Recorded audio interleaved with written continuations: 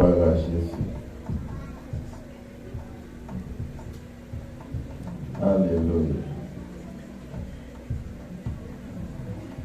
Gloria a Dios.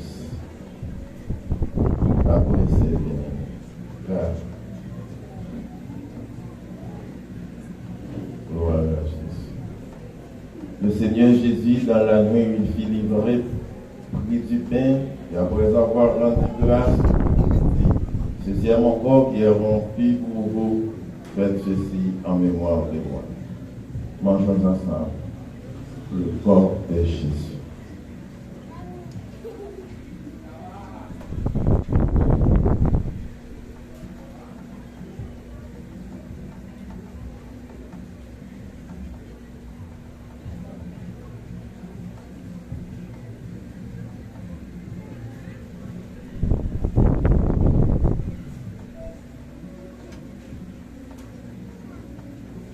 Alléluia. Cher Papa, nous bien volontiers. Nous t'appelons dans mon matin. Merci, merci mille fois, merci. Grâce à pour nous, juste nous mettre tout dans Dieu. Nos capés, les tabous, côté chaque monde qui participe dans le corps, qui chie pour nous les voir de la voix.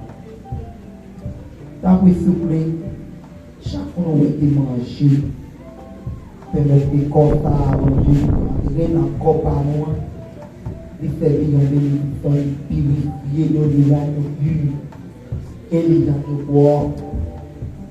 Et chaque mot est par un chaque qui participe. Nous pas de problème, Seigneur. Mais nous demandons un amour infiniment bon Dieu. On va faire grâce. Et dans le mois prochain, nous sommes capables de disponible pour manger. Tant pour faire ça pour nous, ce n'est pas en l'ordre, mais sans faveur, c'est pour Dieu. Dans le nom de Jésus.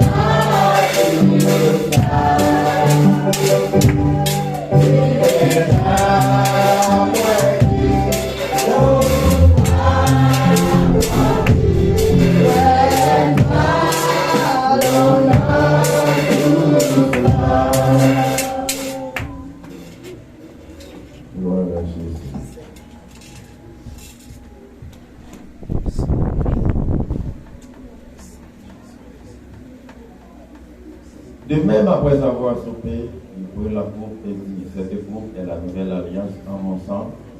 Faites ceci en mémoire de moi. À toutes les fois que vous mangez ce pain et que vous buvez cette coupe, vous annoncez la mort du Seigneur jusqu'à ce qu'il vienne. Faites ceci en mémoire de moi. Vivons tous ensemble le sang de Jésus. Alléluia.